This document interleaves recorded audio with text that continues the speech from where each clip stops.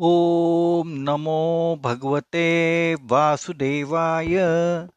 श्रीमद भागवत महापुराण कथा ज्ञान यज्ञ. काल आपण ऐकलं की परीक्षितांनी शुकमुनींना विचारलं, महाराज, माझी आजी सुभद्रा हिनं अर्जुनांच्या बरोबर कोणत्या प्रकारचा विवाह केला, कृपया मला सांगावं. तेव्हा शुकमुनी सांगतात, राजन, पराक्रमी अर्जुन एकदा तीर्थयात्रेच्या निमित्तानं प्रभास क्षेत्री गेला. तिथं त्याला ऐकायला मिळालं की आपली मामी बहीण सुभद्रा हिचा विवाह बलराम दादा दुर्योधनाच्या बरोबर करू इच्छितात. पण वसुदेव देवकी श्रीकृष्ण या संबंधाला अनुकूल नाहीत, कारण दुर्योधन कुणालाच पसंत नव्हता. पण हे बलराम दादांना सांगणार कोण आणि कसं? कृष्णाला माहित होतं की सुभद्रा आणि अर्जुन यांच्या मनात एकमेकांच्या विषयी प्रेमभाव आहे. म्हणून कृष्ण त्वरेनं अर्जुनाला भेटला. अर्जुन सुभद्राशी विवाह करायला तयार आहे का नाही हे त्याला विचारलं. मग त्यांनी अर्जुनाला सुभद्रासह विवाह करण्यासाठी काय करायला लागेल आणि काय करायचं ते ठरवलं आणि कृष्ण घरी परत आला. काही दिवसांनी एक संन्यासी द्वारकेत आला. त्याचा प्रभाव पाहून सगळे द्वारकावासी त्याच्या दर्शनाला यायला लागले. एक महात्मा त्रिकालज्ञ असून तो द्वारकेत आला आहे, सर्वजण त्याची चर्चा करत आहेत, हे समजल्यावर बलराम दादा कृष्णाला म्हणाला, चला, महात्मा आलेत, त्यांचं दर्शन घेऊया. पण श्रीकृष्णाने मला वेळ नाहीये, तुम्ही जाऊन या म्हणून सांगितलं. बलराम दादा महात्म्याच्या संन्यासाच्या दर्शनाला गेले आणि खूपच प्रभावित झाले आणि त्यांचा आदर सत्कार करण्याकरता त्यांनी संन्यासाला घरी यायची प्रार्थना केली. दुसऱ्या दिवशी बलराम दादाने त्या संन्यासाला एका खास महालात आणलं. सर्वांनी त्यांची पाद्यपूजा केली. बलराम दादाने पाद्यपूजा करायला श्रीकृष्णाला बोलवलं, पण कृष्ण म्हणाला, मी नंतर करीन, तुम्ही करून घ्या. त्यानंतर कृष्ण आणि सुभद्रा त्या संन्यासाची पाद्यपूजा करायला गेले. संन्यासांनी सुभद्रेला खूण केली तेव्हा सुभद्राने ओळखलं, हा अर्जुन आहे. सुभद्रेनं कृष्णाला सांगितलं की हा अर्जुन आहे. तेव्हा अर्जुनानं सुभद्रेला सांगितलं की हे कृष्णाच्या संमतीनंच मी केलेलं आहे. संधी मिळताच आपण दोघं पळून लग्न करूया. आता मात्र अर्जुन सतत सुभद्रेचं चिंतन करायला लागला आणि पळून मिळवण्यासाठी संधी शोधायला लागला. एकदा सुभद्रा देवाच्या मोठ्या जत्रेसाठी रथात बसून द्वारकेच्या बाहेर पडली. त्याच वेळी महारथी अर्जुनानं देवकी वसुदेव आणि श्रीकृष्णांच्या संमतीनं सुभद्रेच्या रथात उडी मारली आणि हातात धनुष्य घेऊन तो सज्ज झाला. अनेक सैनिक धावत धावत रथ अडवण्यासाठी आले. त्यांना अर्जुनाने बाणाने घायाळ केलं. प्रचंड आरडाओरडा झाला आणि संन्यासांनी सुभद्रेचं अपहरण केलं असं बलराम दादांच्या कानावर आलं. हे ऐकून पौर्णिमेच्या दिवशी समुद्र जसा खवळतो त्याप्रमाणे बलराम दादा खवळून उठले आणि कृष्णासह त्या संन्यासाच्या रथातून धावू लागले. आपल्या मागं अनेक सैनिक धावतायत हे पाहून सुभद्रा अर्जुनाला म्हणते, मी रथ चालवते, तुम्ही युद्ध करावं. मागून अतिशय वेगानं बलराम दादा श्रीकृष्ण आले आणि बघतायत तर काय, सुभद्रा वेगानं रथ चालवत आहे आणि मागं संन्यासी उभं राहून दोन्ही हातांनी शस्त्र चालवून प्रतिकार करत आहे. ते बघून कृष्ण बलरामदादांना म्हणतात, दादा, आपण समजत होतो संन्यासानं सुभद्राहरण केलं, पण इथं तर वेगळंच दिसतंय. सुभद्रा संन्यासाला पळून नेत आहे असं वाटतंय. दोन्ही हातांनी युद्ध करणारा तो कोण असावा बरं? कारण तो नक्की संन्यासी नाहीये, कोण तर मोठा वीर असणार, कारण त्याच्याकडं आपल्याशीही लढण्याची हिंमत आहे. हे ऐकून बलरामदादा विचारात पडले. खरंच दिसतंय त्यावरनं सुभद्राच संन्यासाला नेत आहे. आणि शिवाय दोन्ही हातांनी लढू शकणारा एकमेव कोण आहे बरं? दोन्ही हातांनी लढणारा एकमेव अर्जुनच आहे. जर तो अर्जुन असेल तर हे कृष्णाचंच नाटक असणार. तेव्हा बलरामदादा एकदम गडबडले. अरे कृष्णा, हा तर वीर अर्जुनच आहे. हे ऐकताच कृष्णानं त्वरित बलरामदादांचे पाय पकडले, त्यांची समजूत काढली आणि सांगितलं की सुभद्रेचं मन अर्जुनावर आहे. तेव्हा तुम्ही अर्जुनाला क्षमा करा, अर्जुनावर दया करा, अर्जुनाला जीवदान द्या. बलरामदादा शांत झाले. त्यांनी युद्ध थांबवलं. तेव्हा कृष्णाने अर्जुनाला हाक मारली. अर्जुनाने रथ सोडला आणि पळत पळत येऊन बलरामदादांचे पाय पकडले. बलराम कृष्णाने सुभद्रा अर्जुनांचा विवाह करून दिला आणि वरदक्षिणा म्हणून अपरंपार संपत्ती दिली. इतक्या नाजूक प्रसंगात सुद्धा प्रभू किती समतोल राखतात, प्रसन्न राहतात, पांडवांचं हित कसं जपतात हे या प्रसंगात दिसून येतं. दुर्योधनापेक्षा गुणवान सदाचारी अर्जुनाला आपली बहीण देऊन संपत्तीपेक्षा, राज्यापेक्षा गुणच श्रेष्ठ असतात हे कृष्णाने सर्वांना दाखवून दिलेलं आहे. कृष्णाला पांडवांना उभं करायचं आहे. तडजोड म्हणून कौरवांनी पांडवांना ओसाड असलेली जमीन दिलेली होती. मिळेल ते प्रथम स्वीकारायचं म्हणून पांडवांनी ती ओसाड भूमी स्वीकारली. आता त्या भूमीचा विकास करण्याकरता त्यांना प्रचंड गुंतवणूक हवी होती. म्हणून कृष्णाने विचार केला की क्षत्रिय दान स्वीकारत नाहीत, मग वरदक्षिणा म्हणून त्यांना भरपूर संपत्ती देऊ. त्यातून त्या भूमीचा विकास होऊ शकेल. द्वारकेच्या परदेशी गुंतवणुकीमधनच त्या ओसाड भूमीवर इंद्रप्रस्थ उभं केलं. त्या भूमीवर रचनात्मक विकास कार्य केलं. लोकांची मनोवृत्ती बदलून टाकली.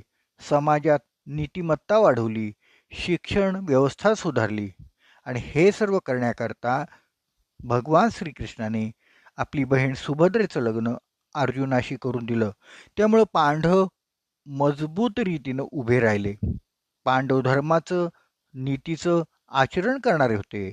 त्यांचे हात मजबूत करण्यासाठी कृष्णाने मोठे बंधू बलरामदादांशी सुद्धा कूटनीतीनं वागून सुभद्रेचं अर्जुनाशी लग्न करून दिलेलं आहे.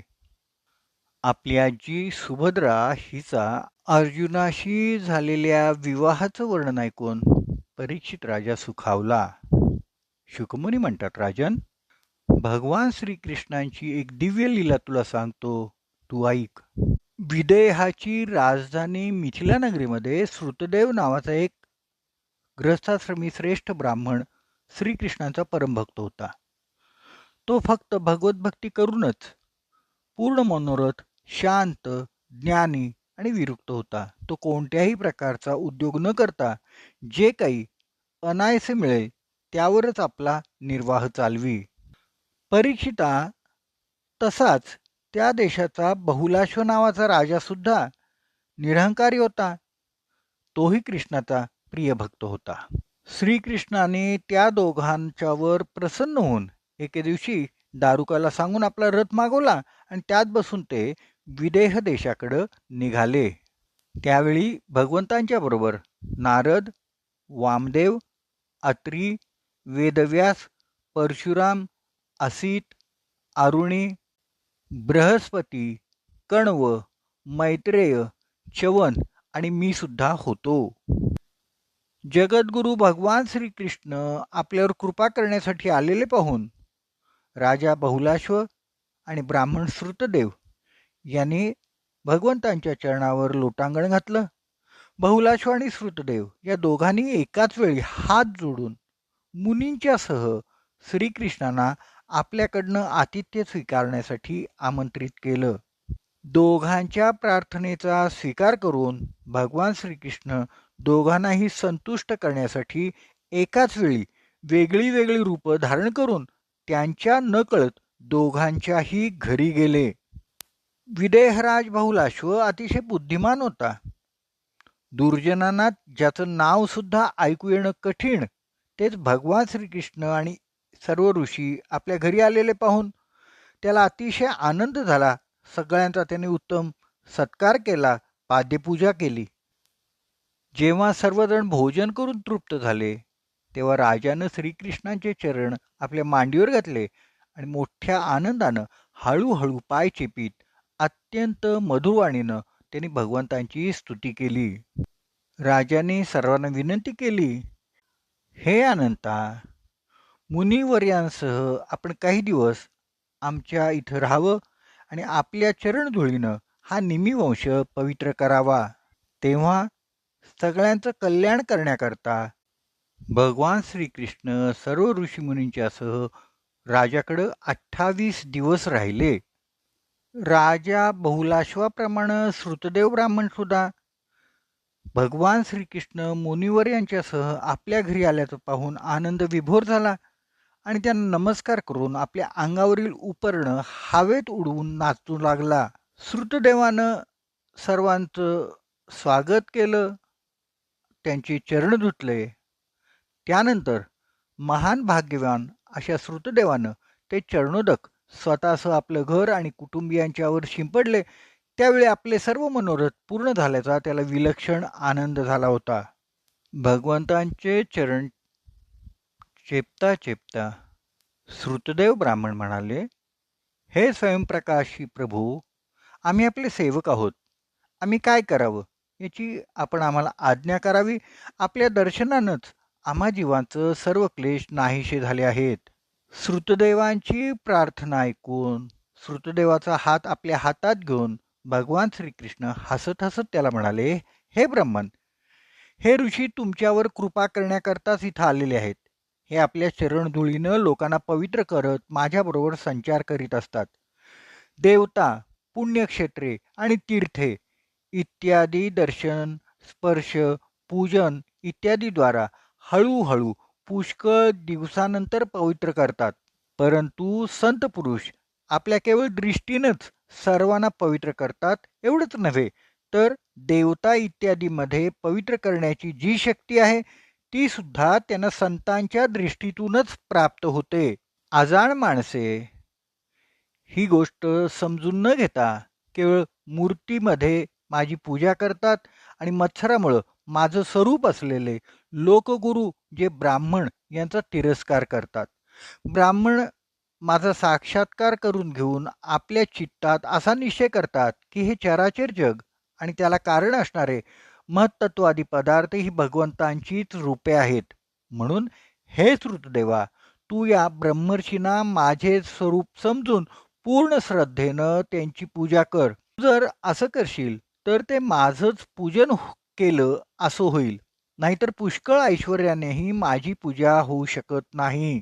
परीक्षिता, अशा रीतीनं भक्तांची भक्ती करणाऱ्या भगवंतांनी दोन्ही भक्तांसाठी तिथं काही दिवस राहून त्यांना वेदमार्गाचा उपदेश करून ते द्वारकेला परतले. लक्षात घ्या, भगवंत राजा बहुलाश्वाच्या घरी 28 दिवस राहिले. कारण राजा असल्यामुळं इतके दिवसपर्यंत आदरातिथ्य तो करू शकत होता, त्याच्यासाठी ते शक्य होतं.